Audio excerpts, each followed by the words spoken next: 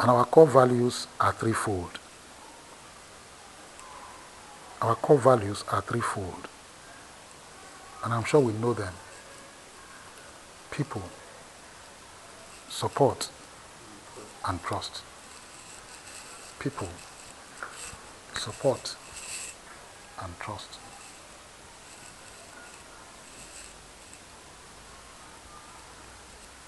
People are the apex of the triangle. Support at one end of the bottom and trust at the other end. And all this meet right there in the middle. And that is where we have our ebony world.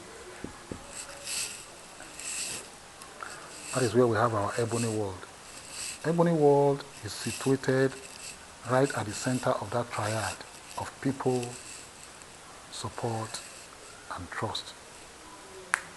And God gave us these values without us consulting any book or consulting any third party other than divine, intelligence. But in listening to the story of Singapore, now I understand it better why it's so critical. So we have people, support, and trust. P-S-T.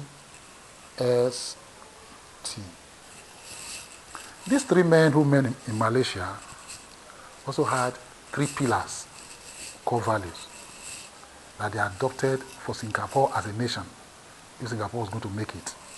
And they call it MPH.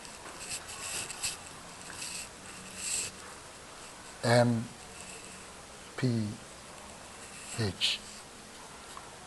M is meritocracy, merit. Meritocracy. P is pragmatism.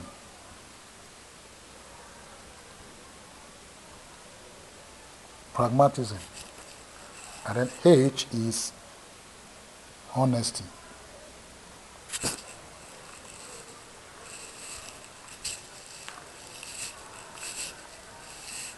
Everything they did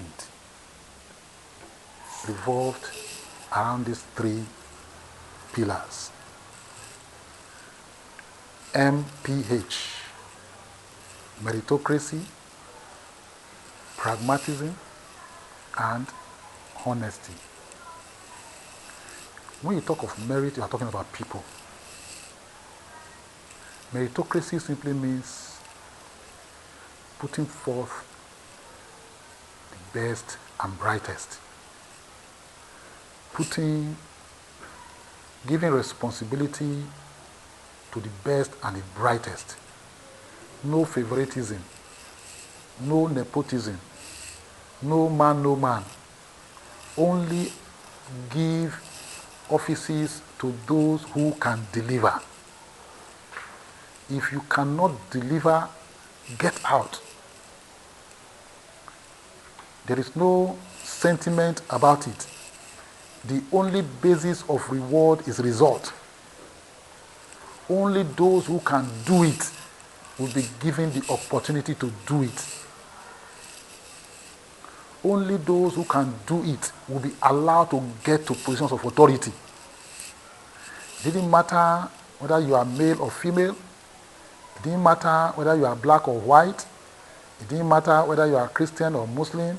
It didn't matter whether you are even an atheist. There is work to be done.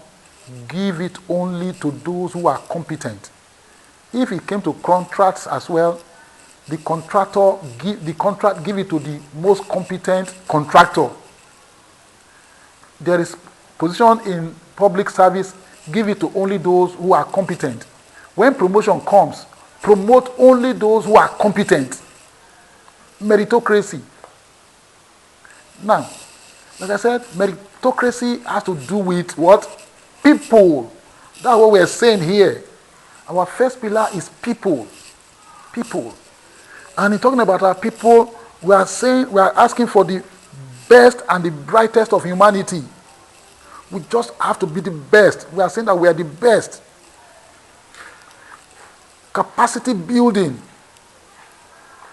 to improve our people, equip them properly with skills, reskilling and retooling them. We reskill and we retool. And then leadership training, leadership and followership. Only good followers can make good leaders. Only good leaders can breed good followers. So it's a catch-22. Leadership and followership. Leadership and followership. The best, the very best of them all. And then lastly, training. Continuous training. Continuous training. Continuous training and retraining. OJT, on the job training. Then continuing professional education, where we encourage you to also go for programs, courses, improve yourself. And that will result in what our friend calls CANI, constant and never-ending improvement. Constant and never-ending improvement of our people. Take our people as raw materials. Process them until they become the very best that they can be. It is in people we are going to find leaders. It is in people we are building character, which will lead us to the last pillar, which is trust. We'll get there. It is people. This is where we are remolding these persons and taking away the vices and building the virtues, which are so essential. And then recognize one thing. Say it took them about 57 years. Took them about 57 years. So that just shows us clearly what is ahead of us. And this 57 years, as a nation that is, of people who are now committed, not to talk of us who are even trying to break out. But at least we now have the benefit of their experience. And we have the benefit of God being on our side. Okay? Then, their second pillar was pragmatism. They were pragmatic about their ideology. They were not ideologues who were either capitalists or socialists. He said if they saw what was good in capitalism, they took it. If they saw what was good in communism, they take it. If they saw what was good in socialism, they take it. Whatever was just expedient. They were realistic. What will work? What will work? They were not after any, we are this, you are that, we are this. No. They were not aligned. They just look for what worked in the best interest of their people. That's pragmatism. They were very pragmatic about ideology. And that is where our own support system also comes. Our support, we have systems. And the ideology driving us is what we call democratic capitalism.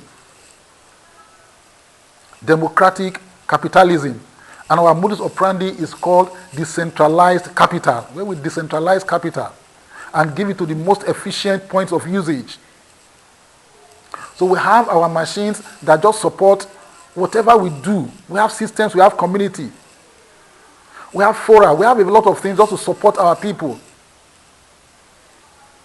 And then, on top of that, we also have capital support, where we grant and we give grants and we give loans. Not beyond that too, we provide support with information, timely information, and then education. Educate. Continuous education. So we support you with all this. We support you with our community. We support you with our network. We also support you with systems. Our system, and also help you to build your own system. So they were very pragmatic. It was a political situation, but they were involved with what works for them. Remember that the political situation was built on an economic ideology. Capitalism is different from socialism. They were at loggerheads at that time. Communism was also there. What did Singapore do? Borrow from here, borrow from here, borrow from here, because each of them has their own ups and downs. They have their pros and cons. They have their advantages and disadvantages. They just took the best of every one of them and combined them. And today, they are the better for it. And we are also on that path. We are supporting our people. We are pragmatic about it. So, as it were, you can find a corollary between what their pillars and our pillars. Then lastly, trust. They called it honesty. Honesty is the best policy. Be honest. You can't build trust if you are not honest. Be honest so that you can be trustworthy. But also you cannot be trustworthy if you are not honest. And when I'm saying to build trust, you must have a lot more than even honesty. Integrity, love, discipline, joy, happiness, even humility. You must be humble. You must be advisable. You should be subject to being corrected without taking offense. Knowing that we are working in our best interest. Trust is when they entrust that I can subordinate my personal interest for the interest of the whole. Trust. In any case, we can't go far if we cannot trust one another. Trust. It is trust that glues all of us into a cult-like situation where we are looking at the best interest of this cult of our community. It's trust. Gentlemen, these are the things. It is in trust we are building character. Character is being solidified that we started in people. It is in trust we have integrity, we have love, we have humility, even the honesty is there. That is why we cannot do unsecured lending, which is unprecedented. And then, of course, accountability is inside trust. You must be accountable to yourself and to others. You must hold yourself accountable. The problem we have right now is total impunity. Nobody is accountable for anything. You can get away with anything. Somebody stole about 170 billion naira, and then the penalty is a fine of 500 million. Half a billion. And you stole 170 billion, you are guilty. Now you have been fined, and you are fined 500 million.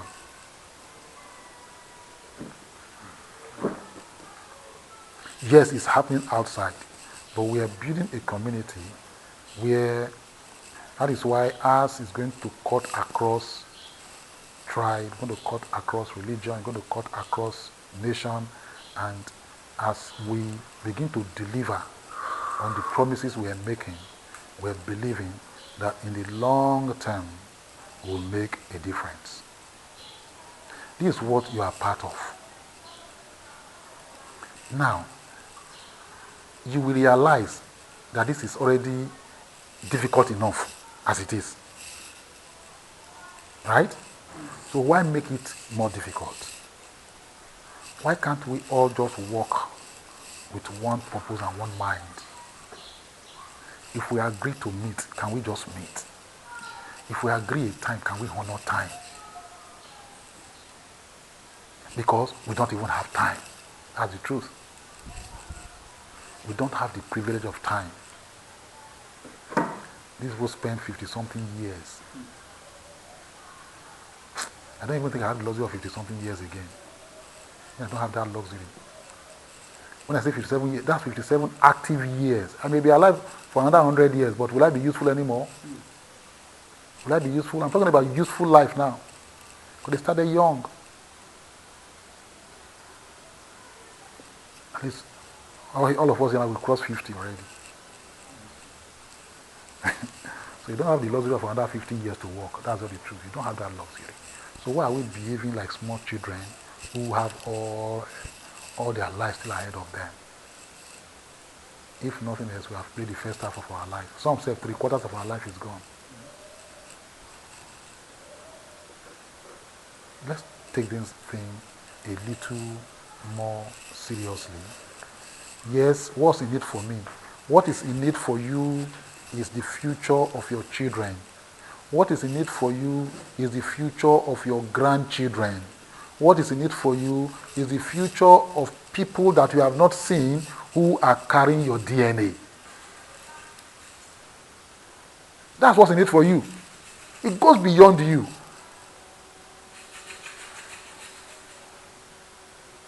Nobody was willing to pay that price yesterday. That's why we are where we are today. Are we also going to do the same thing so that great-grandchildren will also be where we are today while the world keeps moving? Let's be the beginning of the difference. That's what we are asking of us.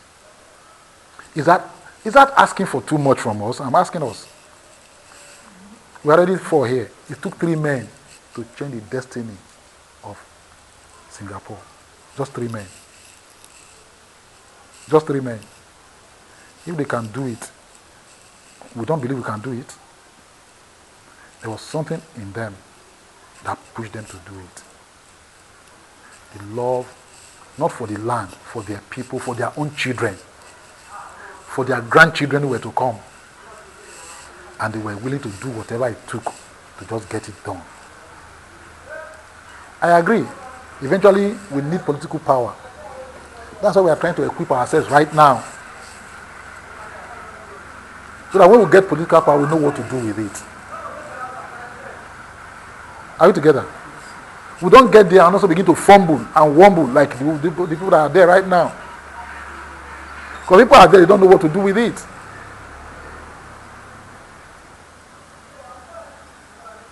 Stop looking left and looking right. And stop looking at those who are not getting up. In fact, the majority are not even going to get up. That's even the truth. They're not even going to get up. Are you also going to stay down with them? It is us who will ginger them. It is us who will show them. It is us who will demonstrate it that there is a better way. And that it is possible because we are already on that way. Ebony World. Transforming life for life. Ebony World. Transforming life for life. Ebony World. Transforming life for life. Yes, so I can take responses, before we move on to something else. We have questions, we have contributions, let's take them.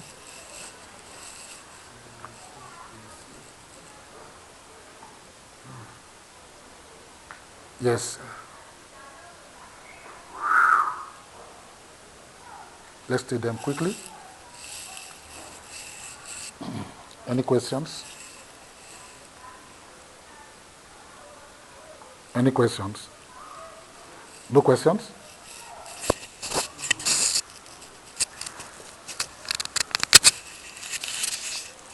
Okay. I think we can go on to something else.